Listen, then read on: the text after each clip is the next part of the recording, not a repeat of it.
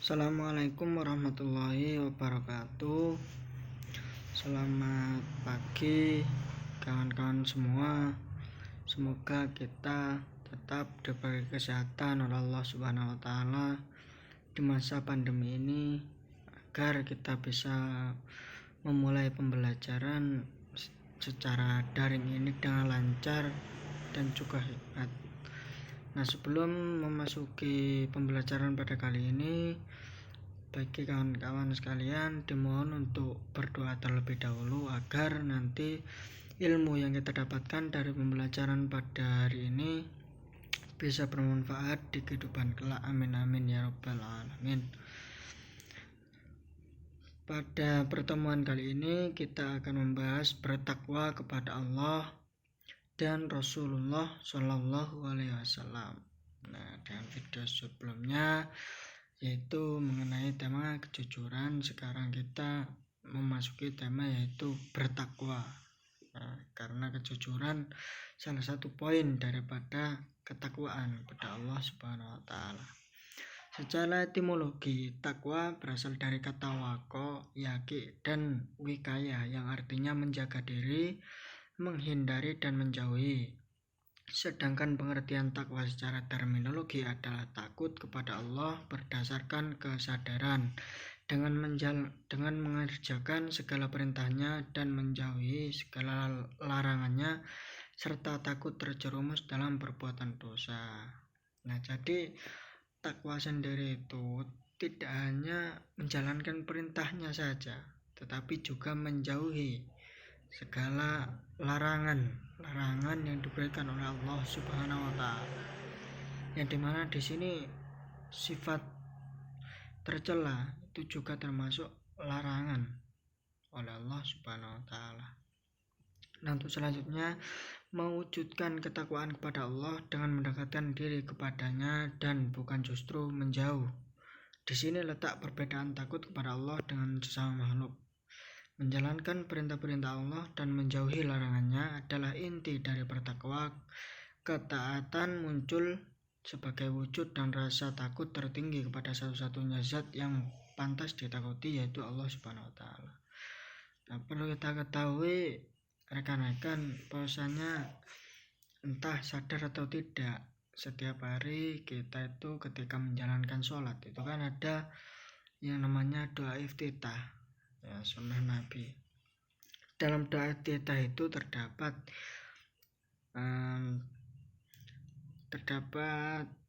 begini: inna sholati wa nusuki wa mahyaya wa mamati lillahi rabbil alamin. Inna sholati, sesungguhnya sholatku, ibadahku, hidup dan matiku hanya untuk Allah, Tuhan semesta alam.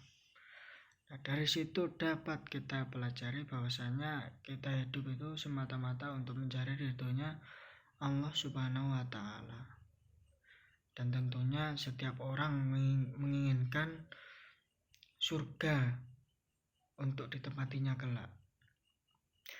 Nah, maka dari itu, untuk menempuh perjalanan yang jauh dalam kehidupan, nah, manusia haruslah selalu mentaati kewajiban yang diberikan oleh Allah Subhanahu wa taala.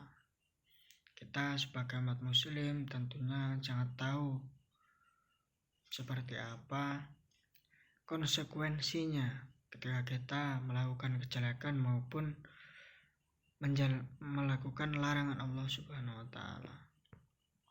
Dan untuk selanjutnya yaitu makna takwa dalam Al-Qur'an. Takwa berarti takut kepada Allah dengan melakukan superioritas kepada Allah.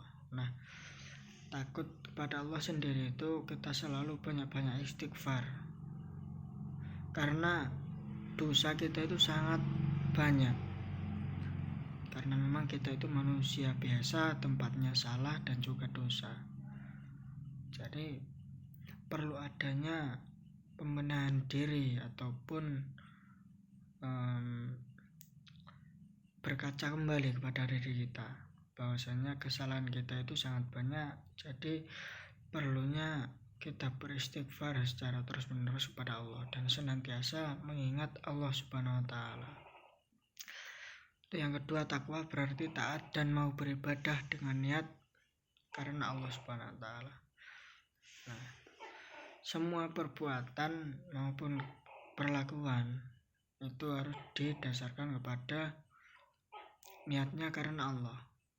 Innamal a'malu binniyah. Segala sesuatu itu tergantung dari niatnya.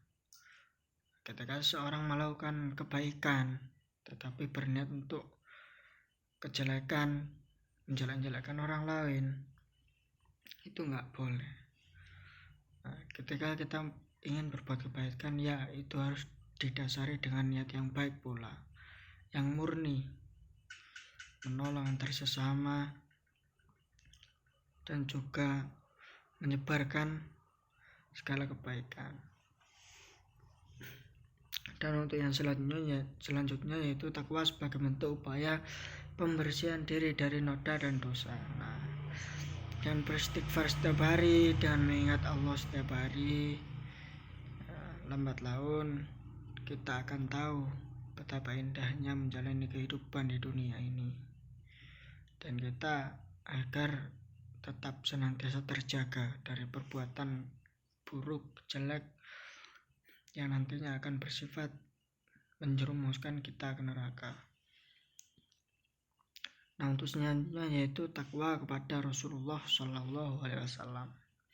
Takwa kepada Rasulullah artinya bertakwa kepada Allah Subhanahu Wa Taala juga, karena memang segala sesuatu yang diterima Rasulullah itu bersumbernya dari Al-Quran, dan Al-Quran itu langsung diwahyukan oleh Allah Subhanahu Wa Taala melalui malaikat Jibril. Nah, yang kedua, semua yang dilakukan Rasulullah merupakan bersumber dari Allah. Kita tahu bahwasanya sunnah-sunnah Nabi itu pedomannya ada di Al-Quran dan juga dari Allah Subhanahu Wa Taala.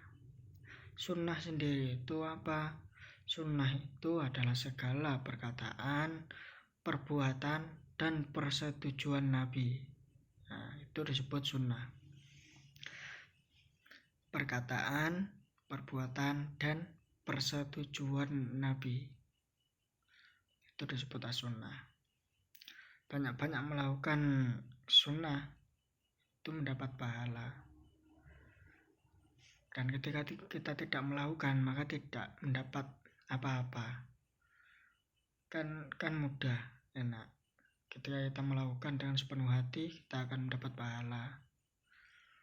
Dan untuk yang selanjutnya yaitu senantiasa melakukan sunnah-sunnah Rasulullah Shallallahu Alaihi Wasallam. Dengan melakukan sunnah-sunnah Rasulullah, kita bisa menjadi dekat dengan Allah Subhanahu Wa Taala, karena memang semua sumber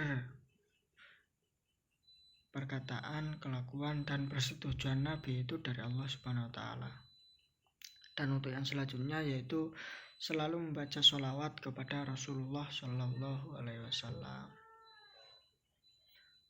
Bahwasanya perlu kita ketahui, kecintaan kita kepada Rasulullah itu tidak hanya dilakukan dengan menjalankan sunnah-sunnahnya, tetapi kita juga bersolawat kepada Nabi.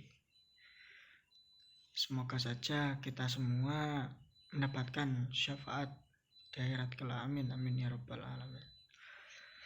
Dan untuk yang selanjutnya yaitu mencintai Rasulullah sama halnya mencintai Allah Subhanahu Wa Taala. Nah, mencintai Rasulullah dan mencintai Allah Subhanahu Wa Taala itu harganya sangat mahal sekali. Saya teringat kepada suatu kejadian bahwasanya ada salah satu sahabat Nabi yang bernama Nuaiman.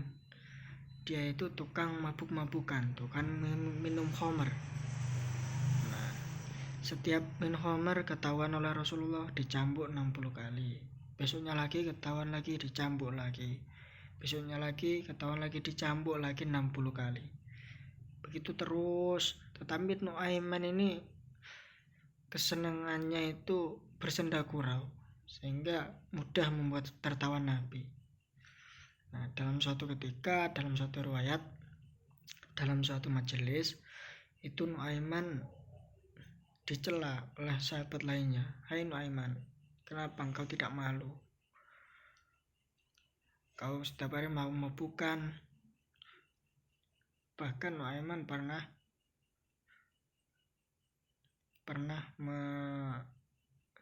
istilahnya mengerjai Nabi. Nah, begitu Nuaiman dicela, kemudian Nabi berkata, jangan mencela Nuaiman, karena Nuaiman itu cinta kepada Rasulnya dan cinta kepada Allah Subhanahu wa Ta'ala. Begitu tingginya nilai daripada cinta Rasulullah dan juga cinta Allah Subhanahu wa Ta'ala, sehingga tukang mabuk saja tidak boleh dicela oleh Rasulullah, bahkan dibela. Dan mungkin itu saja yang bisa saya sampaikan, kurang lebihnya mohon maaf. Untuk pertemuan selanjutnya insyaallah kita akan membahas tentang ulil amri dan juga etos bekerja keras. Nah, mungkin pada pembelajaran hari ini bisa kita cukupkan sampai di sini. Sekian, akhirul kalam, wal muwaffiq ila aqwamit thoriq. Wassalamualaikum warahmatullahi wabarakatuh.